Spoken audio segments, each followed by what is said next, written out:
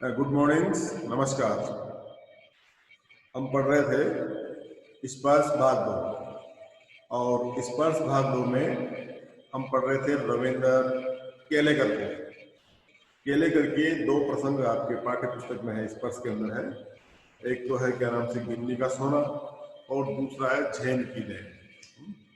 तो सीबीएसई ने जो आपका पाठ्यक्रम दोबारा रिवाइज किया है, उसमें पतझड़ में टूटी पत्तियां हटा दी गई है, और उनके स्थान पर अब केवल झैन की देन बचा है।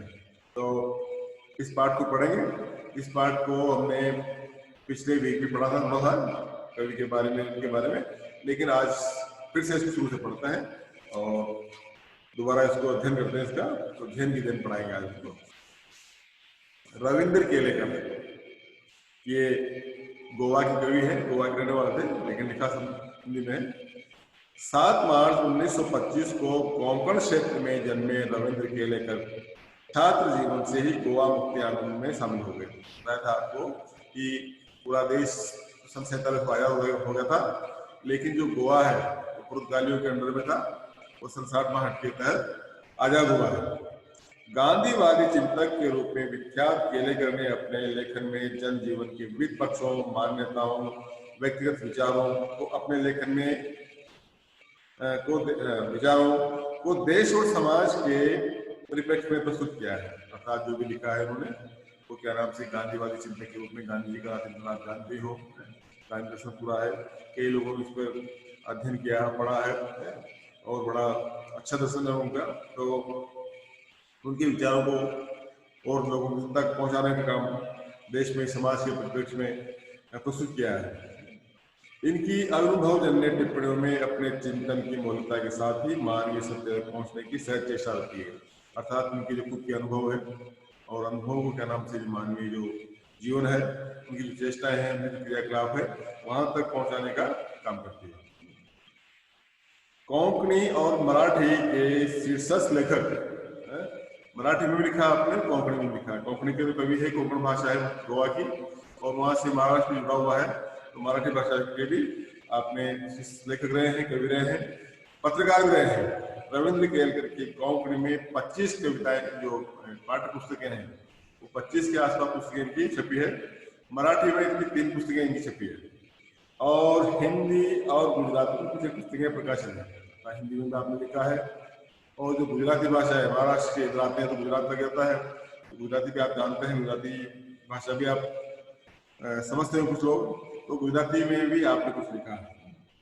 केलेकर ने काका कालेलकर थे, बड़े अच्छे राइटर हैं। उनका पाठ पीछे अभी पढ़ा होगा आपने 9th क्लास में।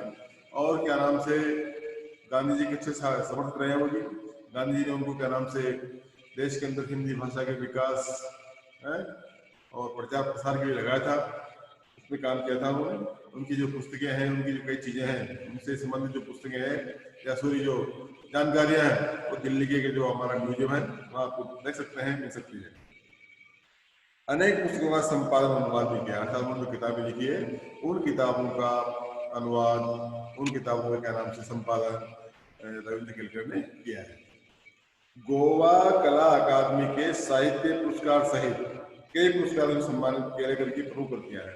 अर्थात गोवा का तो जो कला अकादमी, हर राज्य में कला अकादमी होती है, तो कला अकादमी का प्राइज तो आपको मिला ही है, उसके अलावा अनेक प्राइज आपको और प्राइज मिले हैं। और उसमें इनकी प्रमुख कृतियां हैं कोंकणी में उजवा ढांचे, कोंकणी भाषा है, उसमें उजवा ढांचे है, सूर, समिधा, सांगली, ओथाम्बे। मराठी में कोंकणी चे राजकरण, कोंकणी का राजकरण, जापान जैसा दिलसा, और हिंदी में पतझड़ में टूटी पत्तियां, जो पाठ पढ़ेंगे हम, वो हिंदी में लिखा हुआ है। अर्थात इस प्रकार से आपकी जो रचना है केंद्र की वो रही है।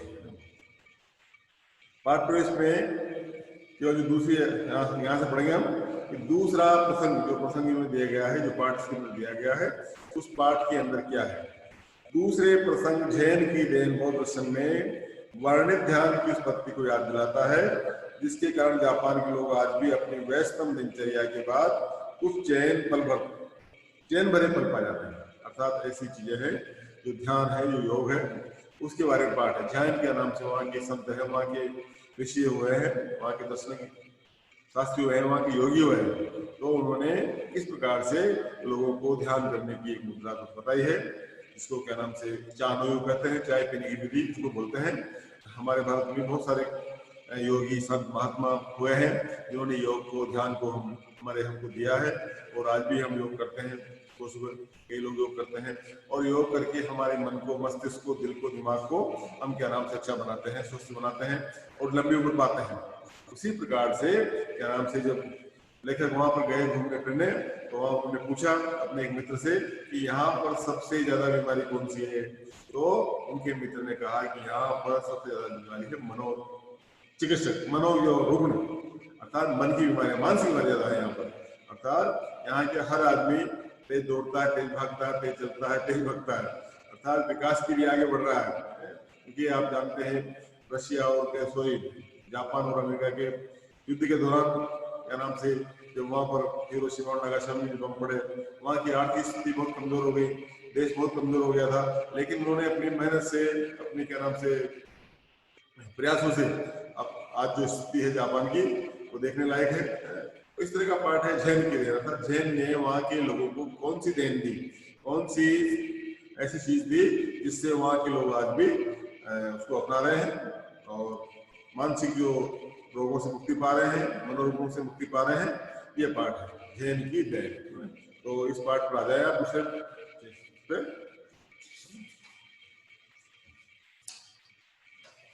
लेखक के नाम से एक बार जापान गए घूमने, और जापान में किसी मित्र के यहाँ ठहरे, और मित्र के साथ घूमे फिरे।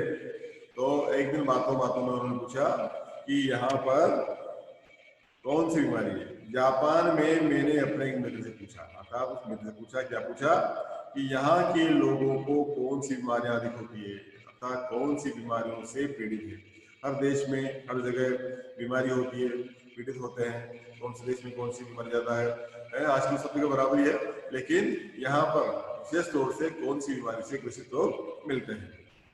मानसिक। उन मित्र ने कहा कि यहाँ पर मानसिक बीमारी सबसे ज्यादा है। उन्होंने जवाब दिया, यहाँ के 80% लोग मनोरोग है, अर्थात 80% लोग जो है वो मनोरोगों से ग्रसित है। मनोरोग यानी मानसिक रोग, मेंटली जो डिस्टर्ब है, अवसाद है, तनाव है, क्या नाम से डिप्रेशन है, डिप्रेशन भी आप कह सकते हैं, तनाव भी कह सकते हैं, अवसाद भी कह सकते हैं। तो इन बीमारियों से ग्रसित है। मानसिक आदमी बीमार होता है तो किस तरह का होता है आप जानते हैं, देखा होगा आपने, या तो पागल हो जाता है, या पागल नहीं होता, क्या नाम से वो उठपटांग हरकतें करता है, अपने आप से बोलता है, दूसरे से बोलता है, बहुत काम करता है, बहुत चलता है। तो मनोरुग्ण के नाम से मनोरुग्ण, मन की बीमारियां, मन के रोगी यहाँ पर आपको यहाँ देखने को मिलेंगे। इसकी क्या वजह है? जो रविंद्र केरकर है उन्होंने पूछा कि इसका कारण क्या है, ऐसा क्यों हो रहा है, यहाँ पर ये बीमारी ज्यादा क्यों है, इस तरह की बीमारी क्यों ज्यादा फैल रही है। तो कहने लगे हमारे जीवन की रफ्तार बढ़ गई है, अर्थात जीने का तरीका बढ़ गया है। हम स्पर्धा करना चाहते हैं, कोई चलता नहीं दौड़ता है, कोई बात नहीं करता नहीं बनता है। यहाँ कोई चलता नहीं है बल्कि दौड़ता है, आराम से नहीं चल रहा, सब दौड़ रहे हैं, क्योंकि आर्थिक रूप से काफी पीछे हो गए थे इसमें। तो हम अमेरिका से स्पर्धा करना चाह रहे हैं, हमसे होड़ करना चाह रहे हैं, कि अमेरिका के बराबर करना चाह रहे हैं, उससे दौड़ता है। कोई बोलता नहीं बकता है, अर्थात बात नहीं करता नहीं, बात करने समय नहीं है, बोलता है बकता है, बके जा रहा है, बोले जा रहा है। हम जब अकेले पढ़ते हैं तब अपने आपस में आपसे लगातार मुलाकात करते हैं, अर्थात ऐसे बात करेंगे, बहुत बकते रहेंगे, बात समझ में आ रही है या नहीं आ रही है, लेकिन बोलते रहेंगे। और मान लो कोई आदमी नहीं है आसपास, और तो अकेले से बातें करते हैं। आपने देखे बहुत से इस तरह के जो हमारे देश में मिल जाएंगे, बहुत सारे क्या नाम से लोग हैं जो मानसिक रोगी है, मन से रोगी है, जो क्या नाम से दूसरे से बातें करेंगे, बहुत जल्दी बातें करेंगे, क्या नहीं करेंगे, अकेले रहेंगे तो बड़बड़ा करेंगे, हम कहते हैं क्या पागल हो गया, ये व्यक्ति क्या पागल हो गया, इस तरह से क्या काम यहाँ पर होता है।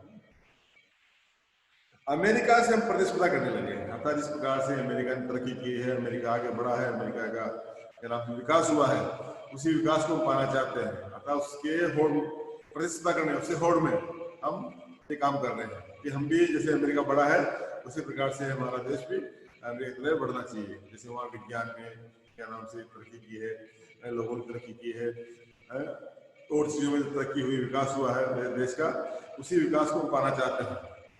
1 महीने में पूरा होने वाला काम 1 दिन में पूरा करने की कोशिश करने लगे। अर्थात इतना तेज दौड़ते हैं, इतना काम करते हैं, 1 महीने का काम 1 दिन में पूरा करने की कोशिश हमारी रहती है। वहाँ के लोगों को रहती है कि जो काम धीरे धीरे करेंगे वो 1 महीने में पूरा होगा, लेकिन 1 महीने में नहीं, वो 1 महीने के बजाय 1 दिन में ही पूरा कर दें, ऐसी होड़ उनके अंदर है। तो वैसा होगा, दिमाग की स्पीड बढ़ेगी, स्पीड बढ़ेगी तो क्या नाम से पागल होंगे, टूटेंगे।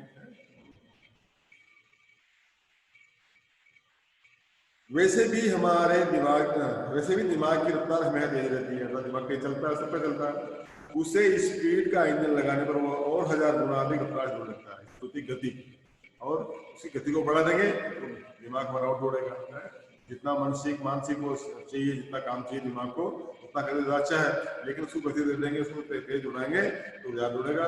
और जैसे मशीन होती है, इंजन होता है किसी का, इंजन ज्यादा चलाएंगे तो एक दिन इंजन खराब हो जाएगा, इंजन एक दिन के नाम से फेल हो जाएगा। वही स्थिति दिमाग की होती है। फिर एक क्षण ऐसा आता है कि जब दिमाग का तनाव बढ़ जाता है और पूरा इंजन टूट जाता है।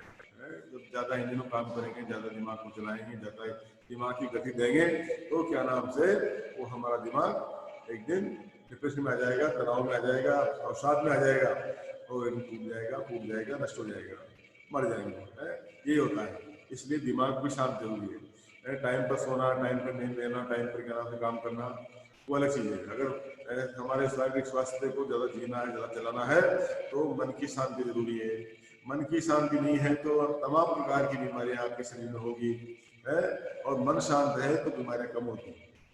अगर आपको डिप्रेशन है, आपको तनाव है, कुछ बीमारी है, तो वह अनेक प्रकार की एसिडिटी है, शुगर है, ब्लड प्रेशर है, हार्ट की बीमारियां हैं, अनेक प्रकार की बीमारियों से हमारा शरीर गिर जाएगा।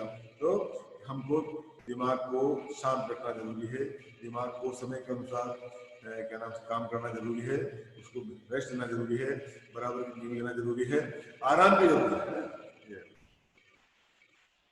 तो अगर ज्यादा करेंगे दिमाग टूट जाएगा, दिमाग हो जाएगा। बहुत से लोग डिप्रेशन आप देखे होंगे, आप खुद क्या नाम से अनुभव किया होगा। यही कारण है जिससे मानसिक रोगियां बढ़ रहे हैं। अर्थात यही कारण है, इसी कारण से की वजह से क्या नाम से यहाँ पर तनाव बढ़ते जा रहे हैं लोगों के अंदर, और कोई कारण नहीं है। अर्थात हम क्या नाम से बहुत ज्यादा काम करना चाहते हैं, बहुत ज्यादा दिमाग को चलाना चाहते हैं, अमेरिका से आउट करना चाह रहे हैं, अमेरिका से प्रतिस्पर्धा करना चाह रहे हैं, अमेरिका की बराबरी पाना चाह रहे हैं। और तो जब ज्यादा क्या नाम से काम करेंगे, ज्यादा दिमाग को चलाएंगे, तो इसलिए यही होगी, मानसिक रोगी बढ़ेंगे, और मानसिक रोगी बढ़ेंगे तो फिर क्या नाम से ये नष्ट हो जाएगा दिमाग हमारा। शाम को वह मुझे एक टी सेरेमनी में ले गए। अर्थात जो दिमाग में आयरन नहीं, जो क्या नाम से मानसिक रोग बढ़ रहे हैं, तो इनको कैसे ठीक किया जाए। तो कुछ लोगों ने जो वहां पर क्या नाम से जैन थे, उनकी जो कोई विधि थी, उन्होंने जो दी थी क्या नाम से विधि मानसिक शांति के लिए, उसके लिए कुछ वो टी सेरेमनी का बोलते हैं। तो टी सेरेमनी ले गए। टी मतलब चाय का एक त्योहार है, टी सेरेमनी बोलते हैं, सेरेमनी त्योहार कहते हैं, पर्व कहते हैं। तो वहां पर उसको ले गए। चाय पीने का एक विधि है, इसको चाय पीने का एक तरीका बोलते हैं। शाम को वो मुझे टी सेरेमनी में ले गए, अर्थात चाय की दुकान पर ले गए, चाय की जहाँ पर पिलाई जाती है वहां ले गए।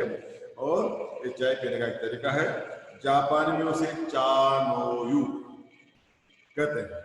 उस विधि को, टी सेरेमनी को चानोयू। कहाँ जा रहे हो भाई, दिमाग खराब है, चानोयू जा रहा हूँ। चानोयू मतलब दिमाग को रेस्ट देने, चाय पीने जा रहा हूँ, इसलिए उसको चानो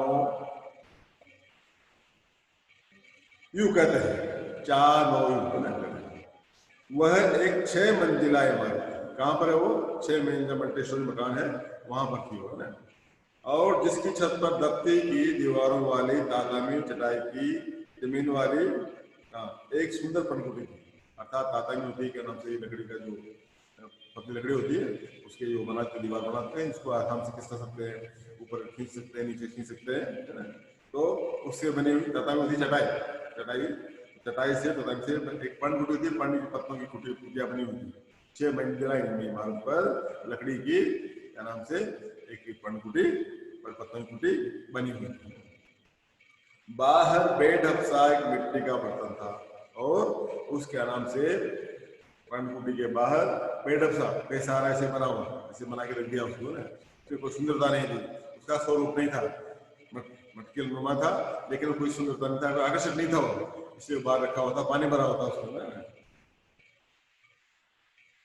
बर्तन था उसमें पानी भरा हुआ था, पानी रखा था, जो भी आएगा अंदर हाथ में धो के अंदर जाएगा। हमने अपने हाथ पांव इस पानी से धोए, अर्थात जब अंदर पहुंचे तो अंदर पहुंचने से पहले उस बेढप से बर्तन में जो पानी भरा हुआ था उस पानी से हमने क्या नाम से हमारे हाथ पैरों को धोया और तौलिए से पोंछे और अंदर गए। तो तौलिया में रखा था साफ सुथरा, अर्थात साफ सुथरे तौलिए से हमने हमारे हाथ पैरों को धो करके और हाथ पैरों को पूछे और पोंछ करके और फिर अंदर गए। ये प्रक्रिया है वहां की, इस प्रकार की क्रिया इसमें करना पड़ता है। अंदर चाजिन बैठा, चाजिन होता है जो सर्व करता है, बैठा होता है ना मेरे होटल में, ऐसे उसको चाय पिलाने वाला उसको बोलते हैं चाजिन, तो बैठा हुआ था। हमें देखकर वो खड़ा हुआ, अर्थात जो भी आता है तो खड़ा हुआ। हमारे यहाँ जो होटलों में जाते हैं, कहीं जाते हैं, तो जो होते हैं काम करने वाले वो खड़े होते हैं, सलाम करते हैं, सलूट करते हैं, तो वो भी आया, स्वागत किया उसने और बैठने की हाँ देखकर खड़ा हुआ और कमर झुकाकर, थोड़ा टेढ़ा हुआ, कमर झुकाकर टेढ़ा हुआ और हमें प्रणाम किया, जैसे हमारे करते हैं सलाम था, हमारे सलाम करते हैं, नमस्कार करते हैं, सलूट करते हैं, वैसे उसने क्या नाम से सलाम किया, प्रणाम किया। प्रणाम कीजिए उसको कहते हैं दोजो। दोजो मतलब आइए, तशरीफ रखिए, विराजिए, पधारिए, स्वागत है आपका, हमें कहते हैं वेलकम, सलूट करता है हमारे गार्ड और सलूट करने के पश्चात व्यक्ति अंदर चला जाता है। लेकिन क्या नाम से उसने दोजो कह करके और उनका अंदर किया, स्वागत किया और बोला आइए, तस्वीर मतलब बैठना विराजमान रखिए, क्या कर स्वागत किया, इस प्रकार सबका वेलकम किया, हमारा वेलकम किया। बैठने की जगह में जगह करता है, जहाँ कहाँ बैठना है हमको वो बैठे कि आप यहाँ बैठिए, ये स्थान आपका, आप इधर बैठिए, आप उधर बैठिए, जो 2-3 कुर्सियां हैं, 3 आदमी जवानी का इकट्ठा नहीं हो जाओ, तो वहां बैठा दिया। अंगीठी सुनवाई, अंगीठी जिसमें होता है क्या नाम से आजकल हमारे अंगारे जलाए जाते हैं, अंगारे के नाम से कोई लकड़ी जला करके उसको जलाया जाता है, अंगीठी होती है जो इसकी मिट्टी की बनी होती है, तो वह सुलगाए, उस पर चाय दानी रखी, अर्थात चाय दानी होती है, चाय बनाने का बर्तन, अर्थात चाय बनाने का बर्तन उसके अंगीठी ऊपर रख दिया। बगल के कमरे से में जाकर कुछ बर्तन ले आया, चाय दानी रख दी और बगल में वो कमरा होगा, उस कमरे में गया और वहां से कुछ बर्तन लेकर के आ गया। तौले से बर्तन साफ किए, बड़ा साफ सुथरा तौलिया रखा हुआ था, उस साफ सुथरे तौले से क्या नाम से उसने बर्तन साफ किए। सभी क्रियाएं इतनी गरिमापूर्ण ढंग से की कि उसकी हर भंगी वहां से लगता था मानो जयजयंती के सुर गूंज रहे हो। जयंती एक राग होता है, अर्थात उसके जो राग बजता रहता है, कोई काम होता है ना, राजा महाराजा या कोई बड़े लोग हैं, लोग आते हैं जाते हैं, जो काम होता है, तो इस प्रकार से उसने एक काम, सारी गरिमापूर्ण का काम था, सारा जो काम किया जा रहा था बड़ा अच्छा काम था, बड़े अच्छे ढंग से काम कर रहा था। वहां का वातावरण इतना आसान था कि चायदानी के पानी का टुनटुनाना सुनाई दे रहा था, अर्थात कोई आवाज नहीं थी वहां पर, एकदम शांति, एकदम शांत वातावरण था, बिल्कुल शांत है, किसी प्रकार की कोई वो कोलाहल नहीं था, किसी प्रकार कोई आवाज नहीं था, केवल चाय के खटखटाने, चाय का उबलने की जो आवाज होती है उसको बोलते हैं खटखटाना, तो केवल चाय खटखटाने की आवाज आती थी, बाकी कोई आवाज नहीं थी। इसीलिए कम व्यक्तियों को वहां बुलाया जाता है, ज्यादा व्यक्ति होंगे ज्यादा आवाज करेंगे, ज्यादा बात करेंगे, लेकिन कम व्यक्ति होंगे तो कम आवाज होगी, कम बातें होगी। इस प्रकार से वहां पर केवल चाय के ही उबलने की आवाज आ रही थी और पूरा वातावरण शांत था, एकदम चुप्पी थी, मौन था वहां के वातावरण में, तो चाय के जो उबलने की आवाज आ रही थी। चाय तैयार हो गई, चाय बनकर तैयार हो, तो बैठे रहे बात है ना, उसने वह प्याला में भरी, अर्थात चाय को 2 प्याले 2 कप के अंदर भर दी, फिर वे प्याले हमारे सामने थे चाय पीने के लिए, दोनों के सामने 2 प्याले और भी 3 प्याले जो भी थे, वहां पर हम 3 ही मित्र थे, 2 तो ये थे, एक और भी होगा है ना, वो चार्जिंग था। इस विधि में शांति मुख्य बात होती है, अर्थात ये जो विधि है, जो क्रिया है, जो क्या नाम से योग जो करते हैं, ध्यान करते हैं, इसके अंदर शांति मुख्य बात होती है। शांति जब शांति नहीं होगी क्या मतलब है, शांति नहीं होगी तो किस कौन सा ध्यान, कौन सी क्रिया है, कोई मतलब नहीं है शांति, तो शांति होना जरूरी है, मुख्य बात है।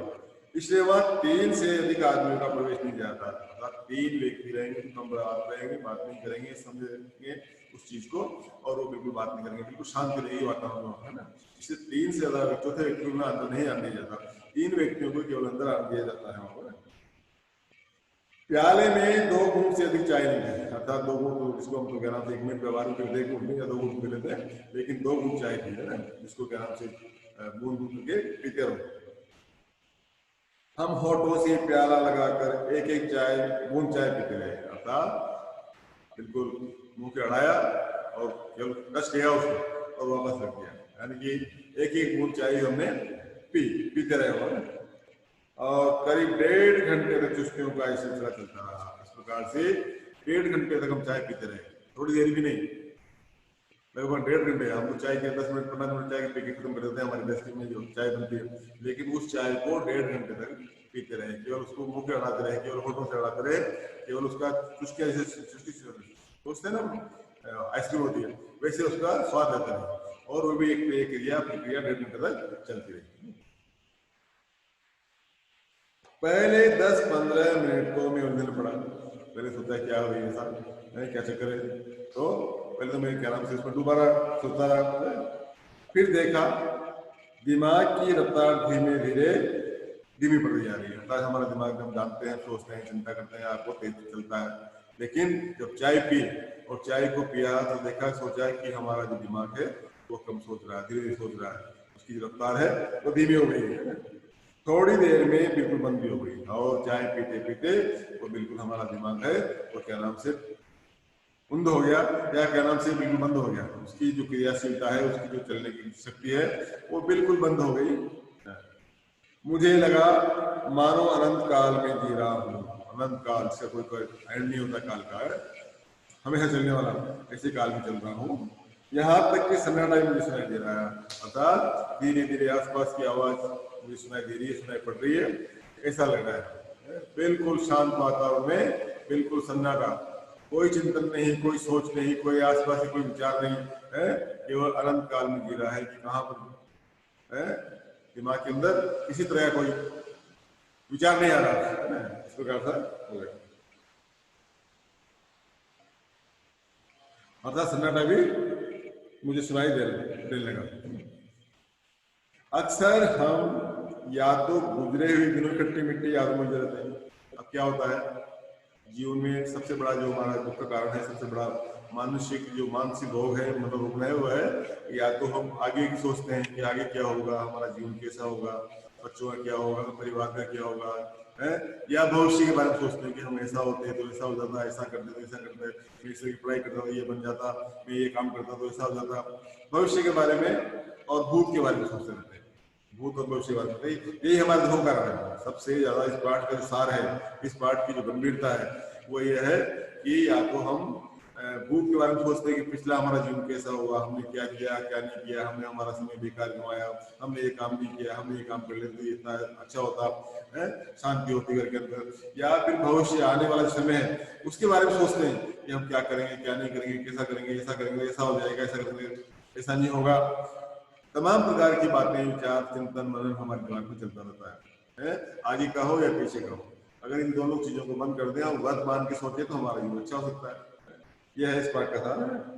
अक्सर हम याद तो गुजरे हुए खट्टे मिट्टी यादों में गुजरे समय गुजर गया हमारा है, जो भूतकाल हो गया है, तो भूतकाल में जो हमने किया ऐसा होगा, ऐसा नहीं करता तो मैं ऐसा हो जाता है, इस प्रकार सोचते रहते हैं।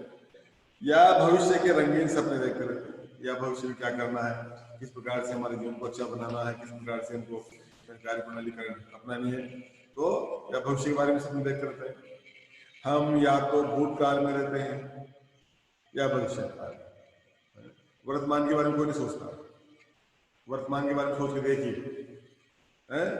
भूत के बारे में सोचेंगे, भविष्य के बारे में सोचेंगे, और ये दोनों सोच करके हमारा जीवन बर्बाद कर लेते हैं। इसलिए न भूतो न भविष्य, न भूतो न भविष्य, न भूतकाल के बारे में सोचना है, न भविष्य के बारे में सोचना है। सोचना है तो केवल वर्तमान के बारे में सोचना है कि अभी हम क्या कर रहे हैं, हम किस स्थिति में हैं, हमको क्या करना चाहिए है। वर्तमान के बारे में सोचेंगे, वर्तमान की स्थिति के बारे में सोचेंगे तो भविष्य हमारा अपने आप अच्छा बन जाएगा। तो हम या तो भूतकाल में रहते हैं या भविष्य काल में, अर्थात जब हम सामान्य जीवन जीते हैं, सामान्य जीवन जी पाते हैं, तो या तो भूतकाल के बारे में सोचेंगे या भविष्य काल के बारे में सोचेंगे। असल में दोनों काल मिथ्या झूठे हैं। एक तो चला गया, जो भी करना हो आपने कर दिया, एक आया नहीं, आएगा, उसमें क्या करना आपको क्या नहीं करना है, दोनों झूठे हैं, तो कोई मतलब नहीं है। समय पता ही आगे क्या होने वाला, आप कितना कुछ करो, कितना अच्छा काम करो, लेकिन नहीं होता तो नहीं होगा, है? वैसे भूत में चला गया, जो करना था वो कर दिया, दोनों मिथ्या है। एक चला गया, दूसरा आया नहीं, एक तो निकल गया है, आएगा नहीं, और दूसरा आया नहीं, आएगा तब देखा जाएगा। अभी वर्तमान में क्या करना, वर्तमान में कैसे हमको जीवन को अच्छा बनाना है, वर्तमान में सोचिए, वर्तमान के बारे में देखिए। हमारे सामने जो वर्तमान क्षण है वही सत्य है, अर्थात सत्य क्या है, जो वर्तमान जीवन है वही सत्य है, वही अच्छा है, और वही तात्कालिक है, वही हमारे जीवन को संपूर्णता देने वाला है, वही हमारे जीवन को अच्छा बनाने वाला है। इसलिए वर्तमान के बारे में सोचिए, न भूतो न भविष्य, न भूतकाल के बारे में सोचे, न भविष्य के बारे में सोचे, भविष्य तो अपने आप अच्छा बन जाएगा। भविष्य तो अपना, वर्तमान अगर अच्छा हो गया, वर्तमान में अच्छा काम कर लिया हमने, तो भविष्य काल अपने आप अच्छा बन जाएगा। उसी में जीना चाहिए, अर्थात वर्तमान में हमको जीना चाहिए। चाय पीते पीते मेरे दिमाग से भूत और भविष्य दोनों काल उड़ गए। लेकिन कहने लगा कि जो उस समय चाय पी रहा था मैं, तो चाय पी रहा था, तो चाय पीते पीते मेरे दिमाग में जो भूत और भविष्य जो दोनों काल है, वो दोनों काल गायब हो गए, दोनों काल उड़ गए, दोनों काल नहीं रहे। केवल वर्तमान क्षण सामने था, केवल वर्तमान ही मेरे सामने था, और अनंत काल जितना विस्तृत था, अनंत काल होता है कभी खत्म नहीं होता है, ऐसा काल था। तो जीना किसे कहते हैं उससे मालूम हुआ, अर्थात जीना का क्या होता है, जीने की कला क्या होती है, जीना किसे कहते हैं, उस दिन मुझे समझ में आया, उस दिन मुझे पता पड़ा है। जैन परंपरा की बड़ी देर मिली जापानी को, अर्थात जैन जो ऋषि है, जैन जो मुनि थे, उन्होंने भी क्या नाम से देन है उनकी जो कृपा है वहाँ के लोगों पर रही है, उसका फायदा लोग उठा रहे हैं, मानसिक क्या नाम से योग करके, चाय पी करके, चार योग करके, टीचर में जा करके, और वो दूसरे करते हैं, वर्तमान में जीना सीख रहे हैं, न भूख में जी रहे हैं, न भविष्य में जी रहे हैं, केवल वर्तमान की सोचते हैं, वर्तमान का ही काम करते हैं। तो इसलिए वो आगे बढ़ रहे हैं। आज जापान कितना आगे बढ़ गया है हम जानते हैं, और हमारा देश कितना विकसित हो गया है, इस बात को हम समझते हैं। तो ये पाठ आपका पूरा हो गया, इस प्रकार का पाठ है, इसको देखें, ये पढ़े इसको, और कोई बात समझ आए दोबारा पूछे, शनिवार को पूछ लें, है ना, ये चीजें। ये प्रश्न है इसके सेकंड वाला देखो आप, इसमें लेखक ने जापानी दिमाग में स्पीड पैड लगाने की बात क्यों कही, क्योंकि अगर कोई बात सोचेंगे, ज्यादा सोचेंगे, ज्यादा काम करेगा, ज्यादा काम करेगा तो आगे बढ़ेगा, तो आगे नहीं बढ़ना चाहिए, आगे ज्यादा सोचना नहीं चाहिए, है ना, वर्तमान में सोचो, वर्तमान काम करो। जापानी में चाय पीने की क्या कहते हैं, चानोयू, टी सेरेमनी, टी सेरेमनी कह दो या चानोयू कह दो, कहते हैं। जापान में जहाँ चाय पिलाई जाती है उस स्थान को की क्या विशेषता है, वहां पर 3 आदमी ज्यादा जाते नहीं है, बाहर का नाम से पेट सा बर्तन रखा हुआ है, हाथ में धोते हैं, दूल्हा रखा हुआ है, वहां जाकर के स्थान बिठा देते हैं, और पर्ण से बना हुआ है, क्या नाम से जो दफ्ती लकड़ी की जो क्या नाम से दीवार है वो खड़ी कर रखी है, उससे बना हुआ है, और वहां बैठ जाते हैं, चाय पीते हैं, बड़ा अच्छा आनंद मिलता है। जापान का स्थान क्या विशेष ये हो गया। चार्जिंग में कौन सी क्रियाएं पूर्ण ढंग से की, अर्थात वो बर्तन लाया, साफ किया उन्होंने, हाथ उनको बिठाया है, और जैसे वो ना कौन से फूल है वो आराग है, सॉरी वो जैसे बसती है जयवंती के सूट जैसे बसते हैं, वैसे काम कर रहा था, तो ये था। और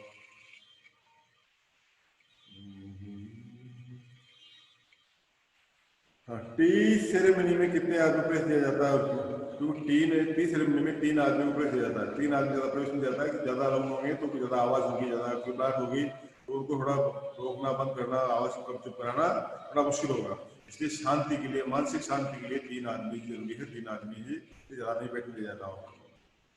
चाय पीने के बाद स्वयं में क्या प्रतिबिंबित किया जाता है, चाय पीने के पश्चात लेखक वर्तमान में जी रहा है, न भूतकाल के बारे में सोच रहा है, न भविष्य के बारे में सोच रहा है, उसने सोचा है कि भूत और भविष्य दोनों मिथ्या है, दोनों असत्य है, इसलिए वर्तमान में जीवो, वर्तमान ऐसा अनंत काल की तरह होता है। तो ये क्रिया उसकी रही है। ये पाठ है, प्रश्न आपके, और कोई बात नहीं आए तो शनिवार को मिलेंगे, आप पूछ सकते हैं।